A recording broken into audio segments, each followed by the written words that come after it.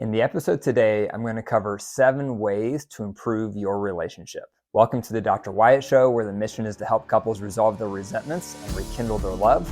I'm your host, Dr. Wyatt Fisher, a licensed psychologist specializing in couples counseling. If you want to improve your communication so that you have more love and less conflicts, download my app, Keep the Glow, KTG, wherever you get your apps, and start with 2 weeks free. And be sure to call me at 303-578-0618 with your marriage questions, and I'll respond back to them on a future episode. And follow me on social at Dr. Wyatt Fisher. So today I'm talking about 7 ways to improve your relationship. As a couples therapist, I see couples every week in my practice. I'm constantly creating resources for couples, so I tend to see themes. And I've been married since 1999, so I see themes in my own relationship. And today I'm going to talk about 7 ways you can improve your relationship. There's really 2 things you need to improve your relationship. You need wisdom and you need self-control. If you don't have wisdom, you're not going to know how to improve your relationship, even if you have great self-control. Likewise, if you don't have self-control, it doesn't matter how much wisdom you have, because without self-control, you're not going to be able to implement the wisdom. So you really need both to improve your relationship. You need wisdom and you need self-control. So the 7 things I'm going to go through today are both wisdom and they take self-control to implement. So the first one is saying the word flooded. Are you a hothead? Do you lack self-control with your temper? If you do, that's a problem. That's going to harm your relationship. So what you need to strive toward is catching yourself in a pre-flooded state, or catching your partner in a pre-flooded state. And that means before things escalate, before things get out of hand, before we start raising our voices, we're both watching for pre-flooded symptoms. Maybe that means we're starting to have some tension. We're starting to have an edge. We're starting to say things that aren't kind. I'm noticing physiological symptoms. Maybe my heart is starting to race. Maybe my mind is starting to get fuzzy. Maybe I'm starting to get a knot in my stomach. Look for the pre-flooded stages and call flooded. And flooded means we're going to take a break for 20 minutes up to 24 hours until we're both out of fight, flight, or freeze. Then we're going to come back and talk through this topic calmly with the mini reunite tool. You can Google it. That takes self-control. A lack of self-control is when you just let yourself get flooded and you say harsh things and you behave in destructive ways. That's a lack of self-control, and that's going to damage your relationship. The second area is listening without correcting.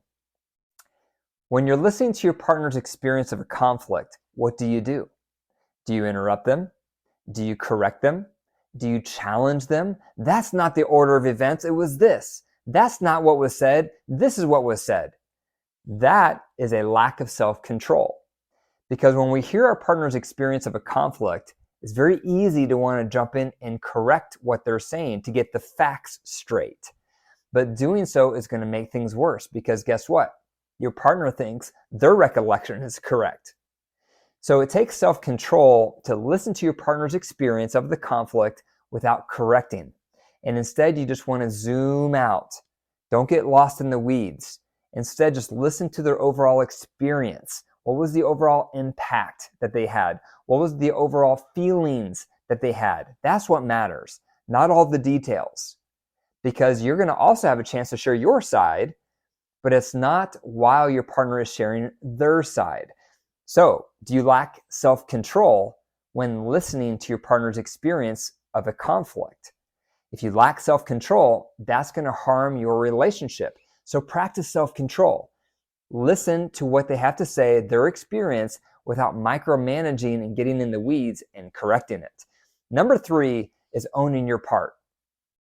Are you in the bad habit of lacking self-control when you have a conflict or in your mind by blaming your partner without ever considering, what did you do that made that worse? What was your part?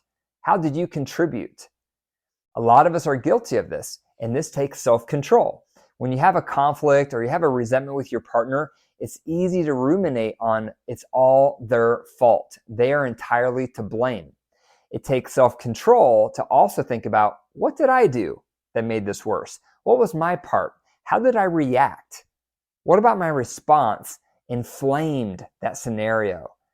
Did I have a misconception in my mind, an unrealistic expectation? Did I have a negative assumption? Or was it something behaviorally I did?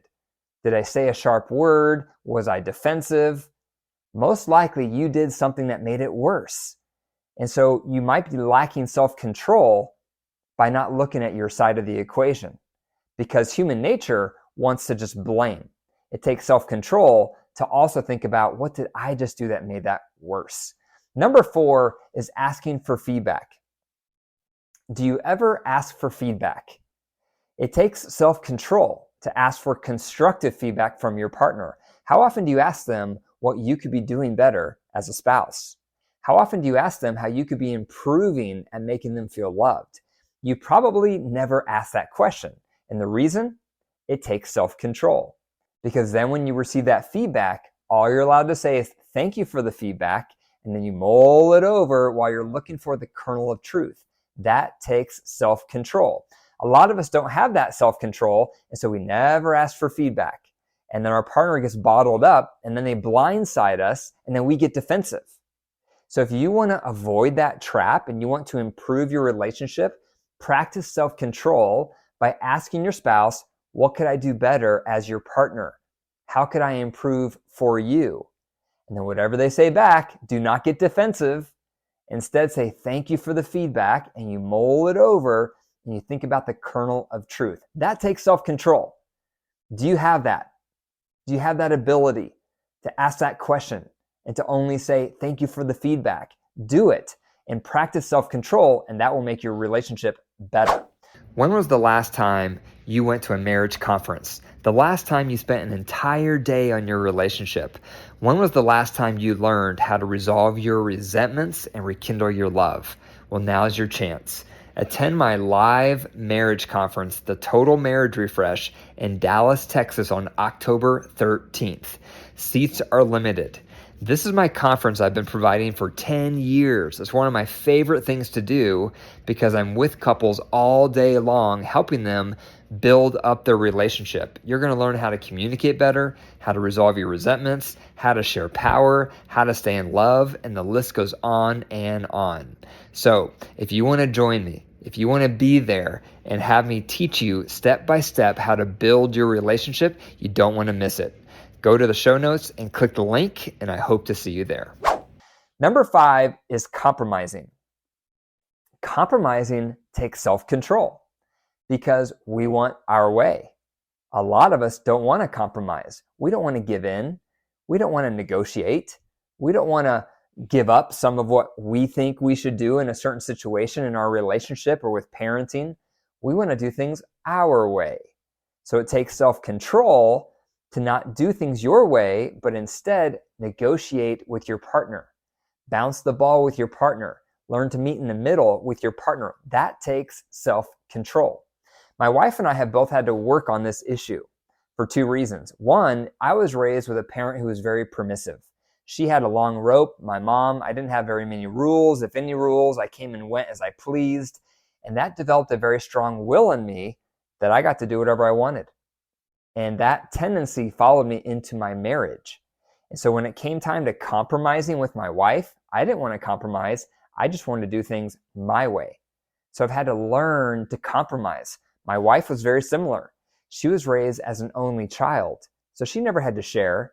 She never had to compromise. She never had to give and take. She always got exactly what she wanted because she was an only child.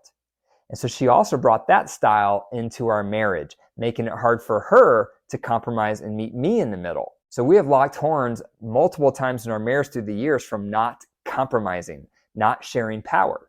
It takes self-control to share power. We've gotten way better at it, but it is something we have to keep an eye on because it doesn't come natural to either of us. What about you? Do you compromise with your partner? When you want something or you think a certain way, are you willing to negotiate? Are you willing to meet your partner in the middle so that they also have a voice? Any decision that's going to impact your partner, big or small, they need to have a voice on it, just like you do. That takes self-control. It does not take self-control to just do things how you want. That lacks self-control. So practice self-control by learning to compromise with your partner. Number 6 is empathizing. Most of us are fixers. And when we hear our partner vent about the stress from their day, what do we want to do? We want to fix it. And when you can't fix it, and instead all you do is provide empathy, that takes self-control. And empathy is much better than fixing because it's low risk. You never can go wrong when you're empathizing because that's going to help your partner not feel alone in their situation. It's high risk to offer advice and to fix because your partner may or may not want to hear your advice. They probably just want to feel your support. And so when you give unsolicited advice, it's the natural thing to do because you're trying to help, but it's high risk because your partner may or may not want your advice. They just want to hear your support. They want to feel like you get it. They want to feel like you have their back. So it takes self-control not to fix, but instead practice empathy. So when your partner vents, what are you allowed to do? You only can empathize. That sounds really fill in the blank. Or no wonder you feel fill in the blank. Or it makes sense. X would make you feel Y. Saying those kind of comments for a lot of us takes self-control because we just want to fix. We just want to tell you what to do. We just want to give you advice. But unless your partner is asking for advice, you need to exercise self-control and only practice empathy. That will improve your relationship. It will foster emotional intimacy.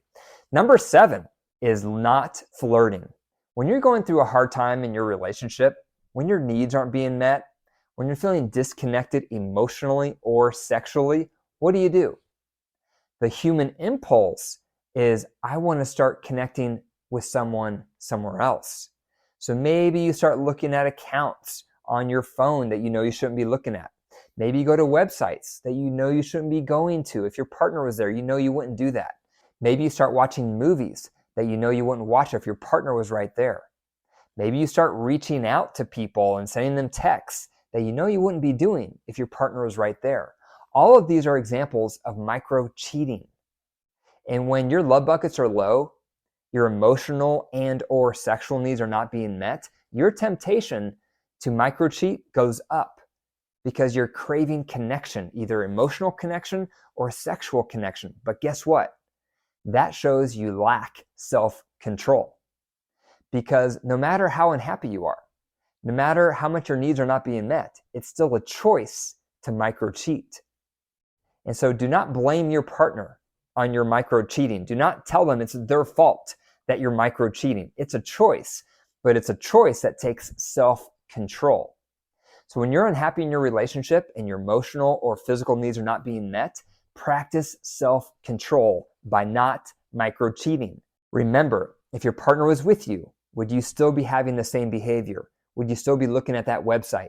Would you still be reaching out to that person? Would you still be talking with the barista at the coffee shop in the way that you're talking with them if your partner was right there? Most likely you would not, because that is micro-cheating. So that's a huge area that people lack self-control. So if you want to have a better relationship, you need to exercise self-control even when your needs are not being met with the opposite gender. So those are 7 ways to improve your relationship, and they all hinge upon practicing more self-control. Number 1, saying you're flooded. Number 2, listening without correcting to your partner's experience in a conflict. Number 3, owning your part to conflicts in your relationship. Number 4, asking for feedback and then saying thank you for the feedback. Number 5, compromising instead of having things your way. Number 6, empathizing instead of fixing. And number 7, not micro-cheating. Thank you for listening to the Dr. Wyatt Show. If you're watching on YouTube, be sure to leave a comment. If you're listening to the podcast, be sure to leave a review. And be sure to sign up for my free challenge on 7 days to better conflict resolution. It's going to walk you through step-by-step how to improve your conflict resolution skills. The link to it is in the show notes. And remember, your marriage is alive. If you care for it and nurture it, it will grow. If you deprive it and neglect it, it will wilt and die. The choice is up to you. Take care.